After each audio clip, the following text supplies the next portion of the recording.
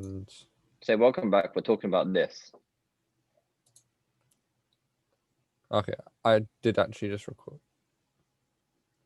Welcome back. It's the Burning Numbers podcast. I like what you just did. Today we're going to talk about gaming. PS5 just come out kind of in the past month, same as the Xbox, the new one. But everything from historical PS1 back before that. Not that we're actually old enough to talk about that, but take it away, Numer. What do you think about it? So PS5 has just come out, and like a lot of other people, I'm really excited to see what's going to happen, how it's going to run. Like, you can play games at such insane quality, which never been done before on a console before. Yeah, and it's a really exciting time for gamers in general. Like people like myself who are console gamers. It's just a really exciting time because like there's aspects of the console that have never been done before on a console. So just generally everyone's just like super excited. Yeah, I think they're now bringing. See, the problem is that like because I do like PC gaming whenever I play games, right? But all the games on a PC, you can put it up to the frames per second really high, so a good frame rate. You can have super high quality, and just generally you just need a better PC to be able to run that sort of thing, and then you can actually play that. Now the new PS5's out, then they almost made it so. They're kind of bridging the gap, you know. Yeah, they're bridging the gap a bit, and now all of the new games that come out for the console is going to be similar quality to not as good because obviously you can just have a more expensive PC, but yeah, it's kind of bridging the gap, like you said, which is interesting. But it also means that the games that are coming out are going to be better. There's more games and of better quality. I think there's a lot more like people buying consoles than there is like PCs. So yeah, it's Now, it's good also for like the gaming. also if you think about it price wise, right? Like a PS5 in the UK is about 450 quid. Yeah. Which in my head is expensive, but if you think about how much 450 would get you in terms of like a PC, yeah, you got to be it's actually real get tech savvy to be able to build something like fairly you have equivalent. to know your stuff. Yeah. Insane, and even then, I don't even think it's possible to match. Have you seen? In terms of quality? Have you gone back and looked at videos of like PlayStation 2, PlayStation 1, like the quality of the stuff, just the graphics itself, like it's so square faces and like the PS2. I remember PS3 actually. GTA San Andreas, that's PS2. Have you played it? Classic game. Yeah, classic game, amazing game, but just the guys in that, they're like blocky and stuff. It's weird. And No, like but now, I was also thinking, right? Like I was playing like because me being from like I'm the youngest in my family. My brother's been playing games since the Xbox original. My cousin's been playing games since the Dreamcast and Nintendo 64. So I've played all these games since I was like the age of 3. And I'm like looking back of it now, I'm just like, yeah, like you're saying, they're all boxy. They're all like these kind of like, it's all like static. And now if you look at, have you seen the new Spider-Man game? I've seen the trailers for the PS5 using the PS5, using the Spider-Man game. Like the gameplay on Spider-Man, like the fluidity, like how smooth it is. It's like it's way more immersive. Yeah. You know? Do you know much about the ray tracing that the PS5 can do? I've heard about ray tracing, but I actually don't know much about it. Personally. Just like, do you know what it's about? Viewer clarity, when we talk about PS5, we're kind of talking about Xbox as well, but just the new generation of console. But we'll reference it as PS5 in the new era. Xbox has kind of plummeted down a bit, you know. It is, but let's not go into a debate of what's better, especially if we both agree on PS5. We'll be like, PS5 is better. Agreed. Final. Done. All right, finished. 2 minutes. Yeah, what a podcast. But it's actually quite scary about how realistic things are looking, though. You know. Yeah. Like but I'm thinking about this. Sorry, I remember 3-4 years ago when there was like talk about what is the PS5 going to be, and there was all sorts of like, because that was when VR started coming out and being a really big thing, and they brought out the PlayStation VR 2, and that was wonderful. And then they kind of had a talk about, or it was almost like conspiracy, that the next PlayStation console and Xbox series is going to be almost like a virtual reality where you can like plug yourself in like into the Matrix or something, right? Mm-hmm. But then I think realistically that's way more far-fetched into the future. But the PS5's it's done good in the sense of It's what it not can even do. that it's more far-fetched into the future. It's the fact that it's hard to do. Like, not even like in terms of like, it's not hard to like implement. Yeah, Like you can make these you can make these kind of VR headsets, VR, like bring yourself into the thing. yeah, They're out right now. But PS5 is meant to be available for everyone. And these VR headsets you can only use if you're in a certain space. Like imagine you had yeah, barely yeah, any space. Most people had the PS5s in their bedrooms. I have my PS4 in my bedroom. yeah. I couldn't, no way could I have a VR headset or VR thing in my room. I'd completely knock out everything in my room. Have you had one in your bedroom? Huh? Have you had one Have I in your had a bedroom? VR? I tried VR in my house once. Yep. I did it downstairs in my living room when there's more space. And Yeah. even then I was like hitting things. What do you think to the VR in general? VR is really cool. Yeah. It's scary, but it's cool. Yeah, And I think it's quite immersive in the sense of you can actually feel it, but a lot of the games that's actually out on it is limited in the sense of like there's one game that I played where, and I had the actual gun controller, so you're literally pointing a gun, which is pretty cool.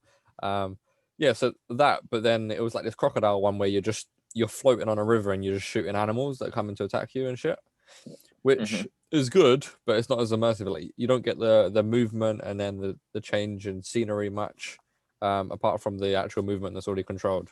All right. should I tell you about the most immersive game I've played on a VR before? Go on. And it's the most simple thing you'll think about. It's walking a plank. So Really? you're in the building. So you're on a building and you're at the top of the building. Yeah. And so this is when I was in Pakistan. They had like VR like bars and stuff like that, right? Yeah. Where you just, so what they do is they put you on a plank which is like maybe like 10 centimeters high, Yeah. and they tell you to walk it, and then they put a VR headset on you and you're legit walking a plank on top of the building. Yeah. But that 10 centimeters you feels like you're like dying. Like Yeah. when you jump off, you legit feel like you're jumping off a building. That was the most immersive Yeah. that I've ever had on a VR headset. I But like you went think to it's so simple. yeah. That is simple. Yeah, and VR. I think there's more focus on the other senses rather than just like the visual sense, which is mostly gaming what that's about. But I've been to, I think it was Thorpe Park, a few years ago, and there was a Darren Brown VR experience where you go in to this big room and there's loads of VR headsets. You all put it on and you sit down, and then all the seats have got like vibration stuff in it, and they all move and shit like this, and it changes the orientation of the building as well, so you feel like you're in like this plane. So you're the actual VR experience. You're in a train, and then there's a crash on like some bridge, and then some aliens try and come and attack you. Not aliens, but some weird like monster stuff, like four-legged beasts, and yeah, that was pretty cool. And they changed, like when there was a hole in the train, they had fans blowing at you, so it was like involving your other senses and like sense of smell and things like that. So I've seen a couple of things on YouTube about like different attempts of VR and trying to get your other senses involved, like smell and like splashing little shit in your face and stuff like that. I think it's pretty cool. No, but it's like, I've heard people say, right? They're like, oh, VR is taking people away from the real world, Yeah. which is like they're putting people into an entire new world, right? Yeah. And like I was thinking about it, I was like, that's kind of an interesting thought, which is like people are thinking that it's taking people away, like it's reducing their like kind of like social skills and things like that because they're being taken to a world that they created, kind of. Yeah. What do you think about it? Well, I think I agree in a sense if it takes you away, and but it's only it's only a more enhanced experience of what we already have as gaming today, right?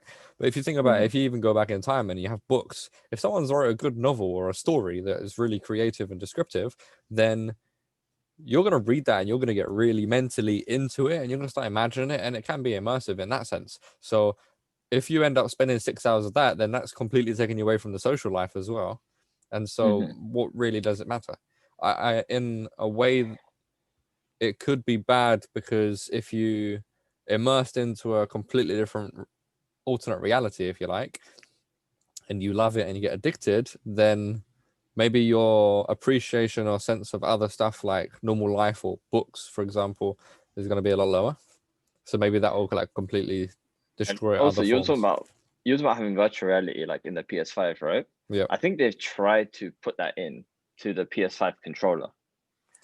Yeah, As a techie guy, has completely blown me away. Which is like how they have something called haptic feedback, which is whatever happened in the game, you kind of feel it in your hands. So like imagine you're playing Call of Duty and you pull that trigger, it feels like you're pulling an actual trigger.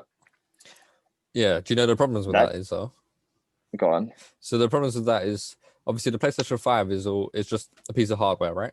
Everything else that comes with the PlayStation 5, like the games or like that, is all to do with the developers of the games.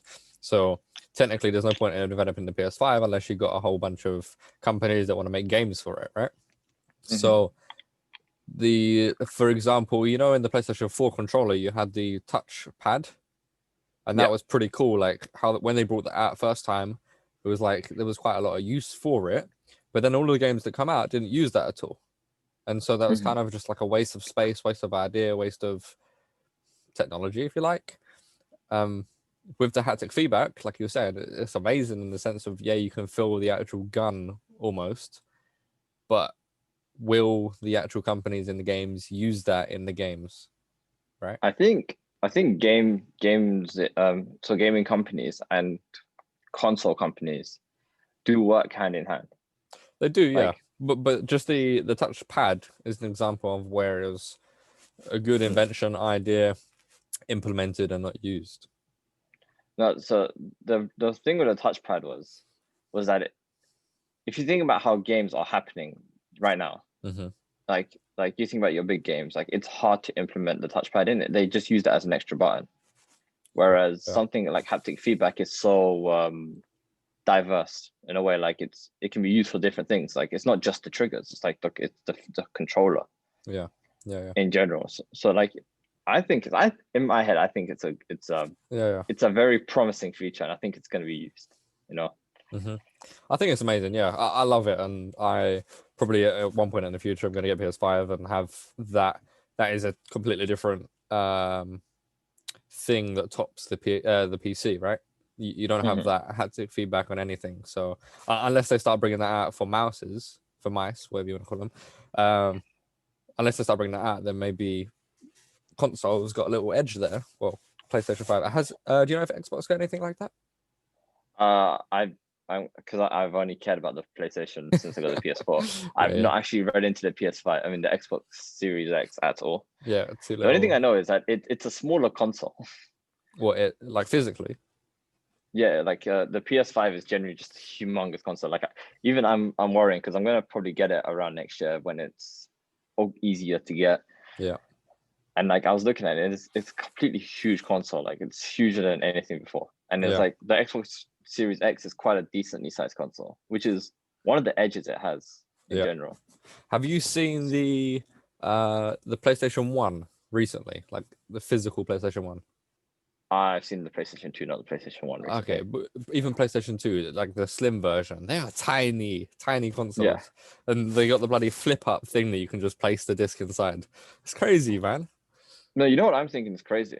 Go on. So I'm thinking, I'm not in my room right now, but in my room I have my old consoles like chilling, right? Yeah. So I was looking at the PS2, and I was thinking about the memory sticks we put in our PS2, and they were 12 megabytes. Yeah. 12 megabytes, and the big one was 24 megabytes. Yeah. And then I'm thinking like, that's like 3 songs, maybe like 20 pictures that we have now.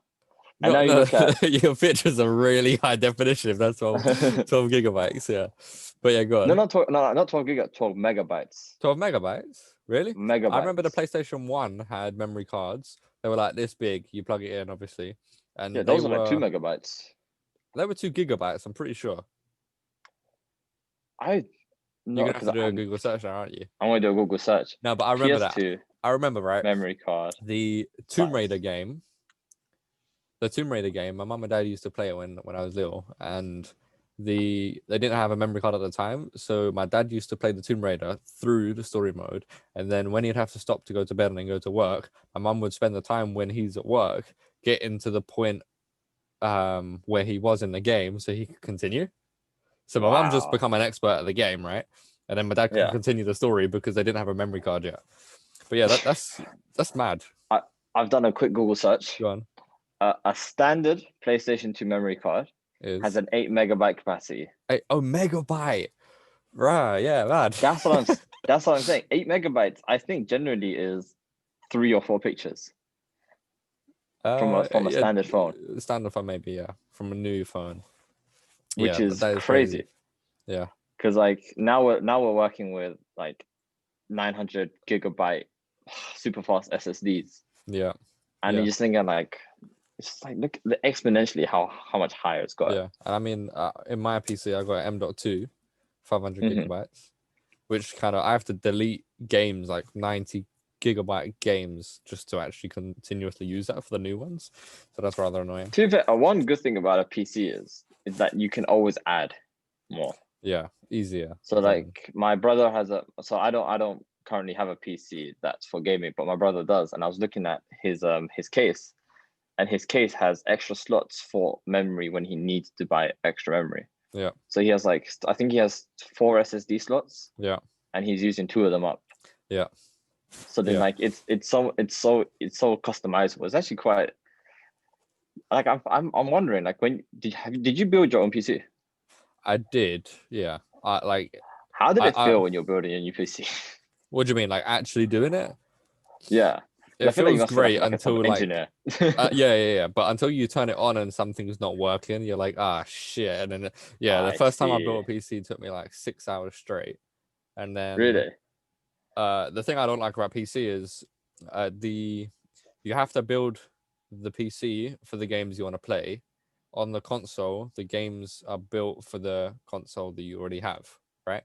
So for example, the PS5, the new games that are coming out for PS5 are actually games that can run on the PS4 with slightly better graphics, right? So they're not really utilizing the full hardware.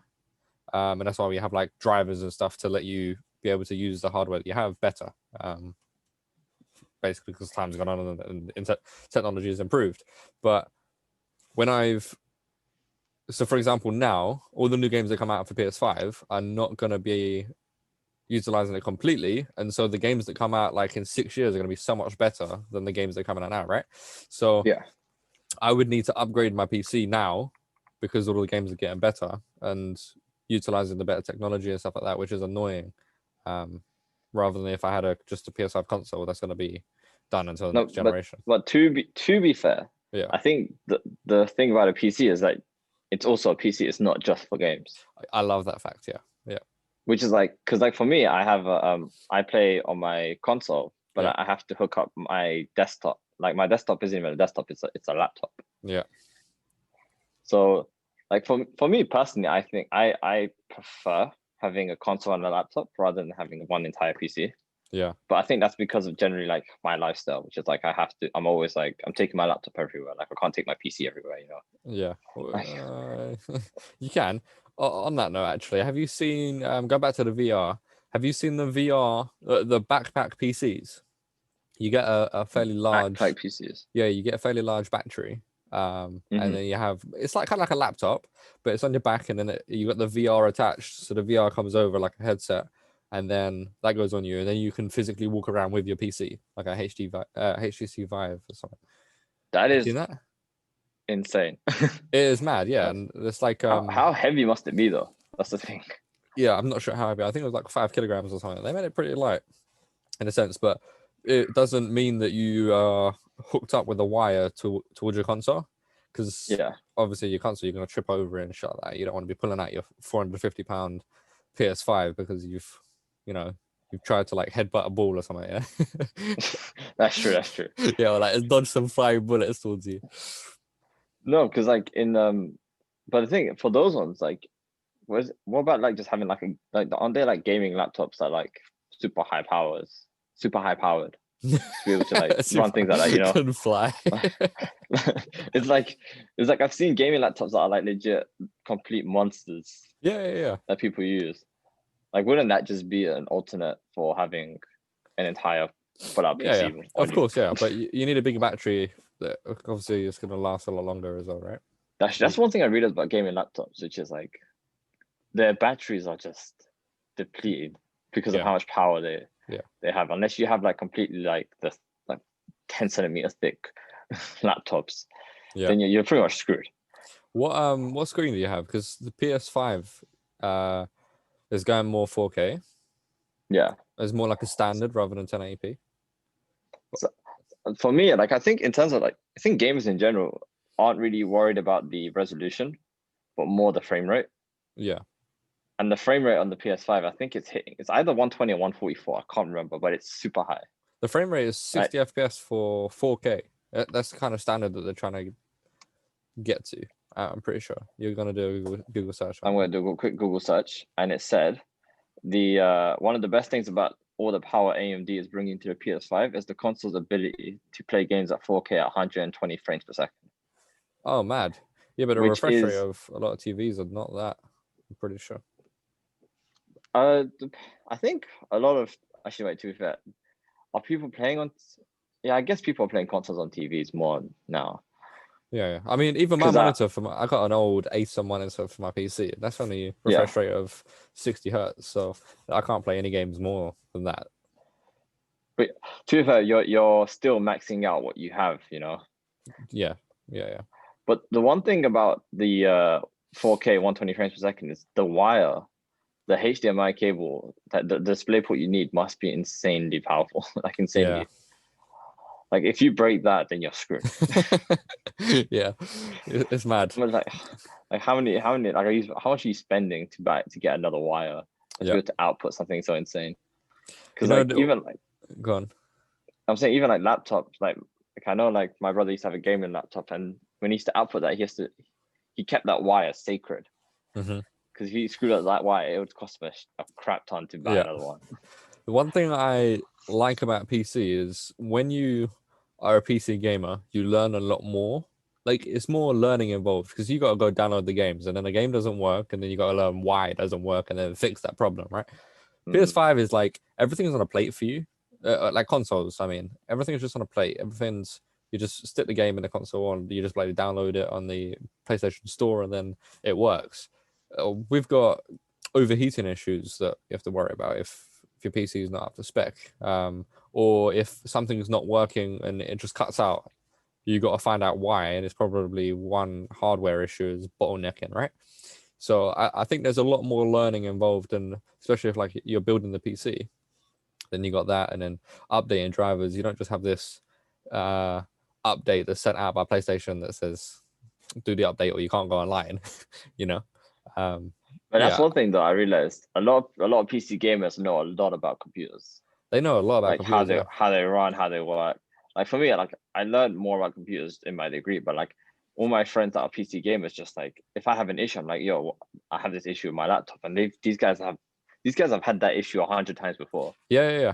It's almost like because it's problematic and it's Yeah, not a perfect system because it's like loads of different parts put together, and then the things you want to use on it are not designed for that your specific one, right? yeah. Everyone's got a different PC, and so yeah, I think the problem, obviously, anybody who have problems with their lives, they're much better around that problem, right? So yeah, I love having a PC.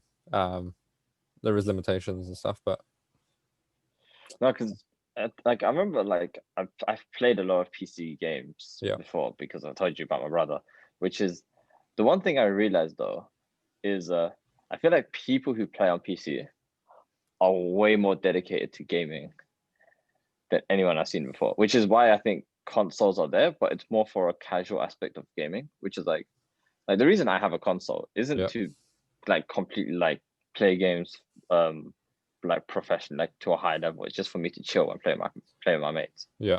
But I feel like when it comes to PC gaming, the amount of money you put into it, I feel like if you go into like PC gaming, you're going in there to get good, to play like these games to a high standard.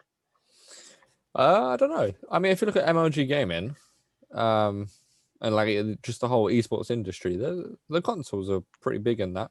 Like not as big. Like if you look at just the games, like League of Legends is one of the biggest games for esports, and that's Yeah, PC only in it. But yeah, I think like if you consoles. think about all the big games in esports, League of Legends is one of them. Overwatch, CS:GO, all of these Yeah, are PC dominated. Like Overwatch, you can play on console, but anyone Yeah. who's played Overwatch knows if you play on console, you're basically a casual. Yeah. But So like, that's to do with the fact that you have a mouse. And I had this debate with my mum, and it took about 2.5 hours, and we still didn't get to a conclusion. But I don't have any scientific evidence to support what I'm about to say. But the mouse is more accurate. mhm. If you move No, your but you mouse can a you can certain you can use amount, basic logic for that. To be fair, you can, yeah, but some people won't understand it. But yeah, it's more accurate. You can just move it to a certain point and you get to exactly your destination you want to get to, right? yeah, In your field of view. And so that lends itself to just the esports genre better because it's all competition. You want to be the best, and accuracy is important. Then the mouse is the one you go to, right? So you're not going to be like, yeah. I'm going to use a console because I want to be the best. So Let me give you some help for you to argue with your mom. Just say it's just basic surface area. How much surface area do you have yeah, no, on an I analog? use that. I use that. I used everything.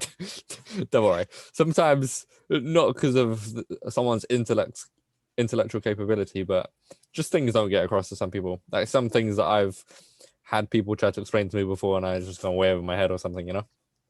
It's just Ah, I see. one of those things. But yeah, Because like I think one of the things that especially the PS5 is really understanding hmm is their player base, hmm which is why they've brought in the things that we talk about, like the haptic feedback. Like if you think about anyone who wants to play games to a high level, yeah, haptic feedback is a disadvantage yeah, rather than an advantage. Like let's take the Call of Duty example.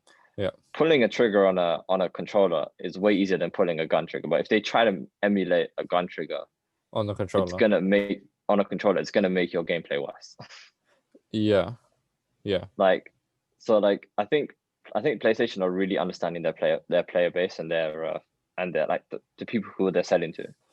They're not selling to the guys that are looking for the most efficient way of playing. They're selling to people who just want to play games. yeah. Would you agree that console gamers are nearly always kind of just playing the AAA games? Like, but I feel like the AAA games just dominate the market for consoles completely. But if you go on like PC, those are people that are actually just playing those really crap, not crap. They're good games in a sense, but it's completely different and a wider range of games that you can actually play. So for example, like um there's games that like the survival games like what's it called, Forest, what's that, Are you talking about like Ark? Ark Survival Evolved is a AAA game, but you also had Yeah. other horrors and survival games similar to that, right?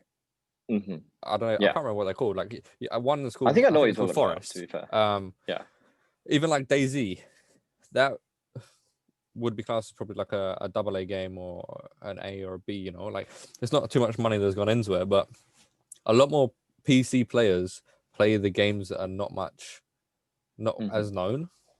And so But I I feel think that's like, because of the access you have to it. Like, so when you yeah, go on Steam, like Steam is the main platform that everyone uses yeah, for PC gaming, hmm and you go onto the store, and you see all these random games given yeah, up to you. But if you look at like the PlayStation Store interface, it's like what's big now, and it's showing you only the AAA games. You have to like properly search yeah, for the non AAA games to actually play them. yeah, And like when I go on Steam, I see these games. I'm like, oh, what's that? But I don't have that option on the PlayStation. yeah, And I think it's rather than the idea that people on console want to actually like aren't gearing towards those. I think it's more of a PlayStation or marketing the other games more. So you're just naturally drawn to it unless you physically want to search for these games. You can't. yeah. And I think also, let's say that you as a developer, right? If you want to Hmm. get a game, bear in mind that you're a developer and you ain't got loads of money, and you ain't got a huge team that's going to make a AAA game. So, um, if you want to then sell that game and get it like almost like published in a book, get it published into a big store, then Hmm. it's much easier to do it on Steam. So that almost like self-publish your game on Steam and get Yeah, people to do it than trying to get a deal with Sony and get it on the PlayStation, right? So I think exactly. that It's lends itself also to the availability to actually put out your game. means that console gamers only really get AAA games.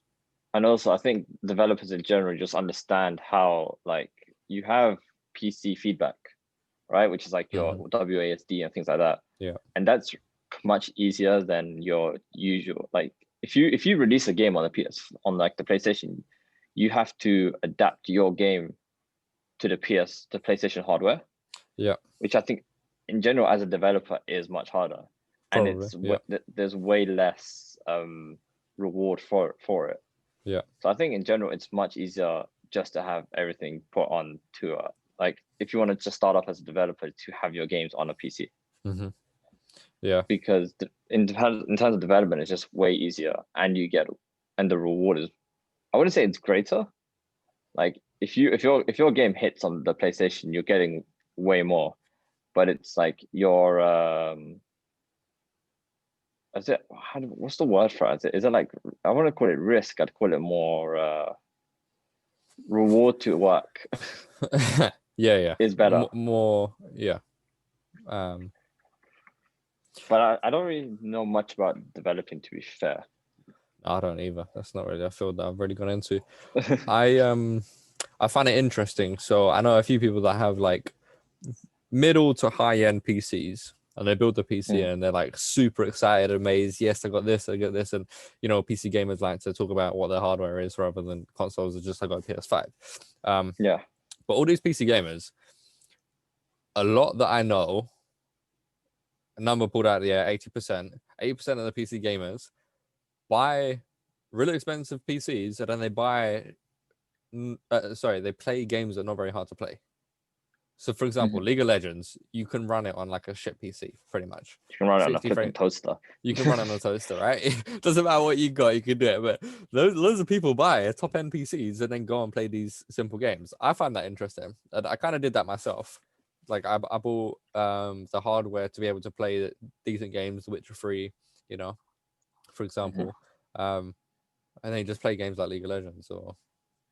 No, but I think the old good games. I think it depends again about what level you're playing, which is, if I was like a high end, like if I was playing like diamond rank League of Legends, I think I would invest in a really good PC, even though I can run League of Legends on like a 60 frames per second on like a basic laptop. I'd want to run it on the smoothest possible way. On a PC, which is like, because I think in terms of gameplay, like that's really important. Yeah. I just had a thought. Do you think that, obviously League of Legends has been out for God knows how long, it's like 10, 13 years, something like that. It's been around forever, right?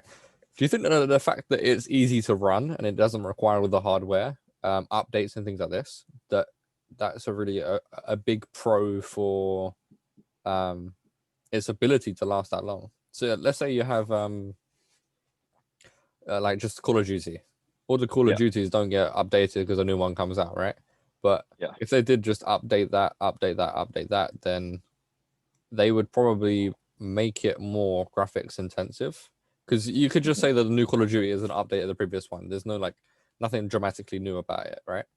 The same way League of Legends might change certain stuff about it, but the graphics that you need to run, like you said, you can run on a toaster. But you can't do that with these other games just like on the console, or just games in general, actually. And so that could be like a reason why League of Legends is around for so long, because it doesn't need much. League of Legends, in my head, is like a variety of factors. The reason that it's lasted so long. One, it was the first big game of its time, which was like, it's like League of Legends reminds you of Counter-Strike, the fact that it's an OG game, like a proper original game. Also, like but League of Legends came from Dota 2. But League of Legends is the first. League of Legends is the one that made it big first. Dota 2 was big before it, but League of Legends was slightly different. But Dota had flaws. Yeah. Which was League of Legends. In my head, like, I don't play League of Legends because it's not my kind of game. Yeah. However, I understand that it's not a flawed game. Like, if it ever does have a flaw, like there is let's say there's meta and stuff like that. In terms of League of Legends, they fix that. They provide constant updates. The gaming company is very open with its its fan base. Yeah. Like I think there's a very transparent fan base Mhm. to like company kind of relationship, which is if there's a problem, the company will address the problem straight away. Yeah. Whereas and also the fact that it doesn't have a campaign, like it doesn't actually have a story to it. Well, like a story that people care about to it. Yeah, I mean, it's got what do you call it? Lure, I think you call it. Like story behind all the I'm not characters. sure. What do you call that? Yeah, they have stories behind, like backstories. Yeah, I don't know. there's I an don't know actual what it's name called for in. it. I don't know what it's called in League, but like it doesn't have like a campaign. Yeah. Whereas games like Call of Duty have two. It actually has two campaigns that happens. It has Yeah. the Modern Warfare series and the Black Ops series. Yeah. But and they always have to be updated because you people want to carry on the story. Yeah, but then League of Legends is just multiplayer, the same way, and it's about the creation of new content, repeating the same thing. So, for example, they're bringing if out you new think back to like, characters and stuff. yeah, but if you think back to Minecraft, people like got bored of Minecraft, and then they brought out the Hunger Games on the Minecraft, and all of a sudden, the replayability of Minecraft is like enormous because there's so many different situations that can happen through lots of different people playing. In a sandbox of that type. League of Legends is just a sandbox for you to go and fight and outsmart and outmaneuver and do lots of different things with just yourself and other people as well as a team, and therefore that lends itself to completely different gameplay consistently. And I think that's like the biggest edge that League of Legends and you'll see Fortnite. The replayability of these games is huge, and so that's what's going to last long. Yeah, I think that especially the team aspect of games is Yeah. really like it really improves its playability. Yeah. So like if you think about all the big esport games, they're all team-based games. Like there aren't many solo games. Like the biggest solo game that I can probably think of is maybe FIFA. And that's like in terms of like the esport category, it's like down there. It's like Yeah. The prize pool, the money you get from FIFA is like nothing compared to like games like Overwatch, League of Legends, Counter-Strike. They're more complex, though, aren't they? It's I think it's mainly because of it's more these. If you think about it, like in terms of like an individual, like individually, like the mechanics, like in terms of difficulty, are pretty much the same. But it's in terms of the idea of like you have this entire team with you now. Yeah.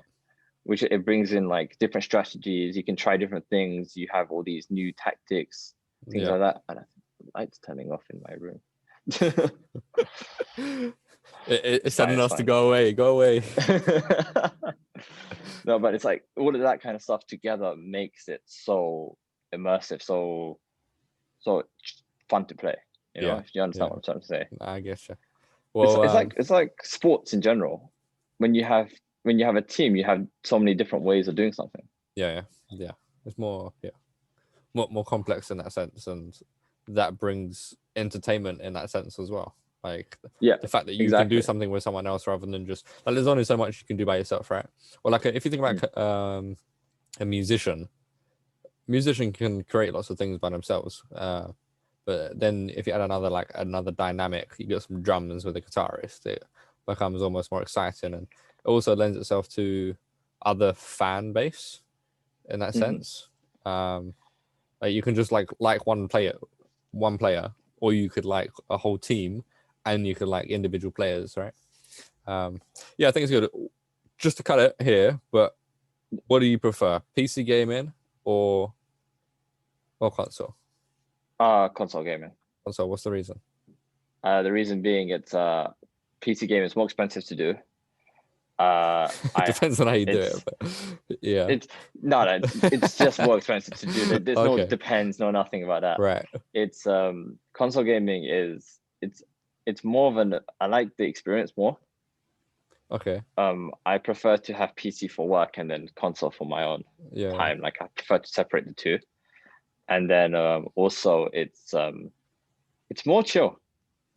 Yeah. In my opinion. Yeah. Which is why I prefer it. What about you?